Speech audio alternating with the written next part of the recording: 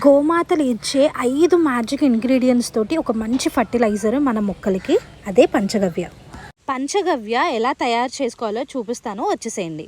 ఆవు పేడ 5 కేజీలు అండ్ అలాగే ఆవు నెయ్యి 1/2 కేజీ, ఆవు పాలు 2 లీటర్లు, పెరుగు 2 కేజీలు, ఇది లేత కొబ్బరి నీళ్ళు ఇవి ఒక 2 లీటర్లు, అలాగే ఆవు మూత్రము ఒక 3 లీటర్లు, తాటి కళ్ళు 2 లీటర్లు, చెరుకు రసము 2 లీటర్లు. అరటిపళ్ళు బాగా ముగ్గినవి తీసుకోవాలి. ఒక 12 నుంచి 15 వరకు మన దగ్గర ఎన్ని ఉంటే అని తీసుకోవచ్చు. అండ్ అలాగే ముందుగా ఆవు పేడను తీసుకోవాలి. 5 కేజీలు మనం ఒక డ్రమ్ములో వేసుకున్నాము.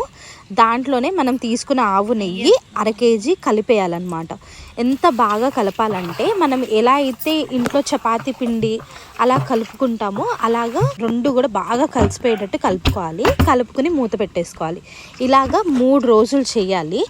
రోజు పొద్దునే ఉదయం ఒక పూట, సాయంత్రం ఒక పూట, ఒకసారి ఇలా 3 రోజులు చేసిన తర్వాత 4వ రోజు చూసారు కదా ఇలా గట్టిగా ఎండిపోయినట్టు తయారవుతుంది పేడ అనేది.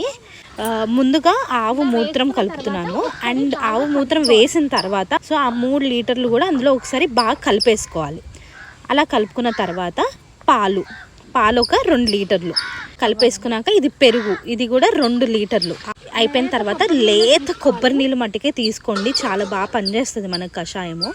అది అయిపోయిన తర్వాత తాటి కళ్ళు ఇవి 2 లీటర్లు తీసుకున్నాం మనము. 2 లీటర్ల చెరుకు రసం అన్నమాట ఇప్పుడు మనం కలిపింది. అరటిపళ్ళు చెప్పాను కదా, ఒక 12 నుంచి 15 వరకు కలుపుకోవచ్చు అందులో. చూస్తున్నారా, ఇలాగా 18 రోజులు కలుపుకోవాలి. ఈ పంచగవ్యాన్ని ఎలా వాడాలి అనేది కూడా నేను అప్కమింగ్ వీడియోస్లో చెప్తాను.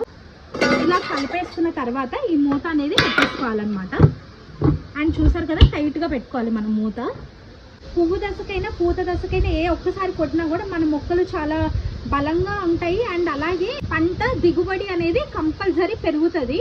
అండ్ అలాగే ఎలాంటి టైంలో ఎలా స్ప్రే చేసుకోవాలి, ఎంత నీళ్ళు కలుపుకోవాలనేది అప్కమింగ్ వీడియోస్లో చెప్తాను.